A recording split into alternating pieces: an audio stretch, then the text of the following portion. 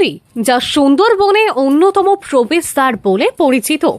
সুন্দরবনের দোরগোড়ায় অবস্থিত জয়নগর গ্রামীণ স্বাস্থ্যকেন্দ্র, যেটি বিধায়ক মুখ্যমন্ত্রীর কাছে দাবি জানিয়ে জয়নগর কুলতলি গ্রামীণ হাসপাতালে রূপান্তরিত করেন সুন্দরবনের জঙ্গল সংলগ্ন এই প্রত্যন্ত এলাকার মৎস্যজীবী বাঘ কিংবা কুমিরের আক্রমণ থেকে গুরুতর জখম হলে তাদের ন্যূনতম স্বাস্থ্য পরিষেবা নিয়মিত পেলেও এখনও তা অধরা।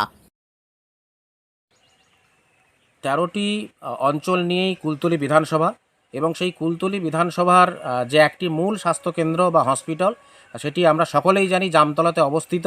বর্তমান যে বিষয়টা না বললেই নয়, ওই হসপিটালের সামনে একটি পানীয় জলের ব্যবস্থা হয়েছে, কিন্তু সেই পানীয় জলের ব্যবস্থার পাশে এবং যাত্রী প্রতীক্ষালয়, যেখানে সেই যাত্রী প্রতীক্ষালয়ের আশেপাশে এমন একটা বাজে অবস্থা, এমন পরিবেশগতভাবে এতটাই খারাপ অবস্থা, যেখানে মশা থেকে শুরু করে দুর্গন্ধ হচ্ছে।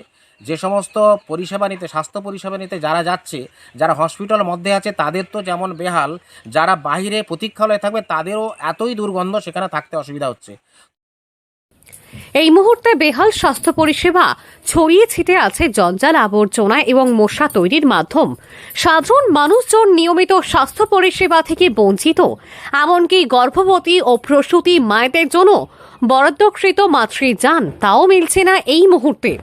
গ্রামীণ স্বাস্থ্যকেন্দ্র কুলতলি গ্রামীণ হাসপাতালে বন্ধ মাতৃযান। সমস্যার মধ্যে পড়েছেন সুন্দরবনের গর্ভবতী মহিলারা। আর পেশেন্টের তো অসুবিধা ছিল, কাল আমরা হসপিটালে এনেছিলাম। হসপিটাল ডাক্তার রিপোর্টে দেয়নি, বললো যে বাচ্চার সময় হয়ে বাকি আছে এখন, তাহলে হসপিটাল বাবার বাড়ি বাচ্চা থাকে মা। সেখানে এবারে আমাদের আশা দিদিমণি বললাম, বলে আমার কোনো দায়িত্ব নেই, আমি যাব না, ওই আশা দিদিমণিকে বলবেন। ওখানে আশা দিদিমণি গেল, ডাকলো, সে বললো বাচ্চা এখানে হবে, গাড়ি ফোন করলো, বললে যে আমাদের পরিষেবা ঠিকমতো দেয় না, আমরা গাড়ি নিয়ে যেতে পারবো না। কি দেয় না? ওই বিল মাইনে দেয়, দিচ্ছে না, বিল দিচ্ছে না, যে কারণে গাড়ি যায়নি। হ্যাঁ হ্যাঁ। তাই বাড়িতে বাচ্চা হলো না হসপিটালে হলো? বাড়িতে হয়েছে।